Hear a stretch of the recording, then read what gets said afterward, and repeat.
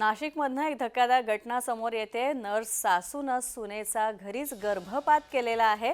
आंतरजातीय विवाह केल्याने सासरच्या मंडळींकडून या पीडित मुलीला जाच वारंवार केला जायचा आणि पती, सासू, सासरा, नणंद यांच्या विरोधात या प्रकरणी गुन्हा दाखल करण्यात आलेला आहे। नाशिकच्या आडगाव पोलिसांनी ही कारवाई केलेली आहे। पोलिसांनी सासू सुचित्रा पाठक आणि सासरे प्रवीण पाठक तसंच नणंद स्मिता पाठक आणि पती भूपेश पाठक या चौघांच्या विरोधात गुन्हा दाखल केलेला आहे।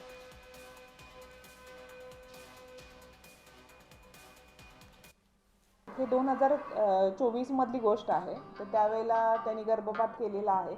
आता या सगळ्या तपासात हे होतील, ती म्हणते की 3 पिल्स दिल्या, एक सलाईन लावलं, तर ह्या गोष्टी आता तपासात निष्पन्न होतील। आम्ही आता तिचा म्हणजे जो PSA आहे भूपेश पाठक, त्याची आई, म्हणजे त्या भूपेशची बहीण आणि भूपेशचे वडील असं 4 जणांना अरेस्ट केलेलं आहे। त्यांना 3 दिवसाचा PCR मिळालेला आहे। सुरुवातीला काही दिवस ते चांगले राहिले, नंतर तिला ते नको झाल्यामुळं कंटिन्यू तिला जातीवरून शिवीगाळ केली जायची घरी आल्यानंतर सुद्धा।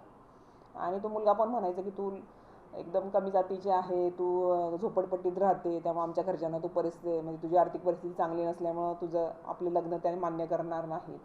त्यावरून ते दोघांच्यात कंटिन्यू भांडणं झालेली आहेत।